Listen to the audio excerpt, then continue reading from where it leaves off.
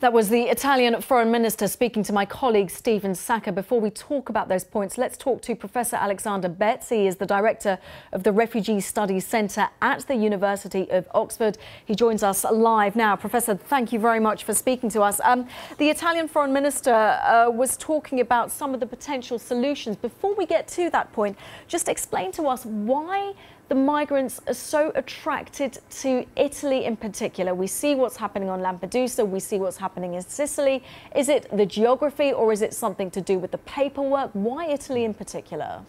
A lot of it's to do with geography. I mean, there are a number of routes from the Maghreb, from Northern Africa to Europe across the Mediterranean, and between Libya and Lampedusa it's around 200 kilometres. So geographical proximity plays a big part in it, but equally Libya is a fragile and largely failed state at the moment. It provides a fertile space within which smuggling networks can offer a space for migrants to congregate and cross.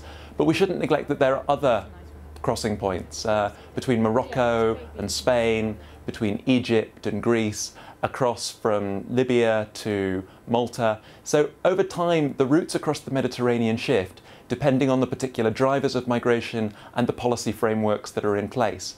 What's shifted as well over time is where the migrants and refugees are coming from.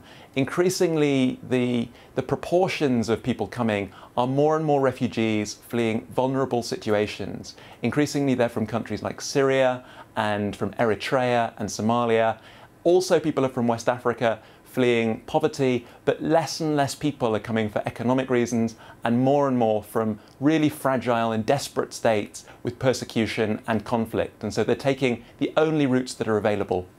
And then those that do survive the horrific journeys, these horrific tales that we hear about, those that do survive, what happens to them? What is the process that they then have to go through when they are lucky enough to make it on dry land? Well, many are accommodated in immediate reception centres in places like Lampedusa, in places like Malta, and there they'll get immediate support and their basic needs will be met. But then they'll face a process, effectively a screening process, to determine which ones are refugees, which ones are in need of international protection, and which ones aren't.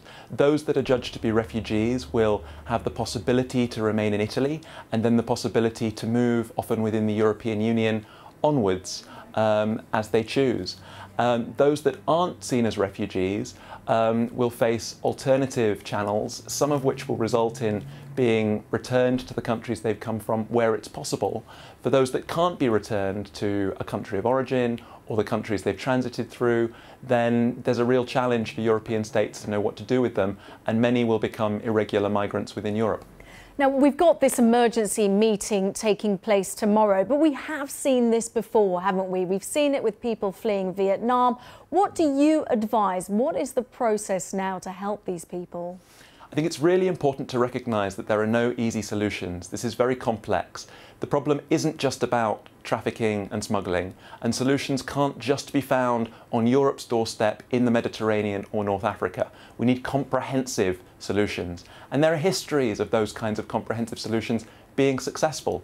We saw in the 70s and 80s literally hundreds of thousands of people fleeing as boat people from Vietnam across to Southeast Asian states. The Philippines, Thailand, Singapore, Malaysia. And what happened was they initially pushed the boats back into the water. Many people drowned, and public opinion pushed back against that. But there was a solution. UNHCR showed international leadership, governments showed international leadership, and there was massive burden sharing and cooperation. The deal that was done, very simply, was that all the Southeast Asian states agreed to keep their borders open in exchange for third countries, the US, European countries, Australia and New Zealand, resettling and sharing the burden to resettle all those judged to be refugees, while those that weren't judged to be refugees were returned humanely to the country of origin, including Vietnam. And there were alternative migration channels, there was resettlement, but it wasn't a simple solution. It was a cooperative solution based on international burden sharing.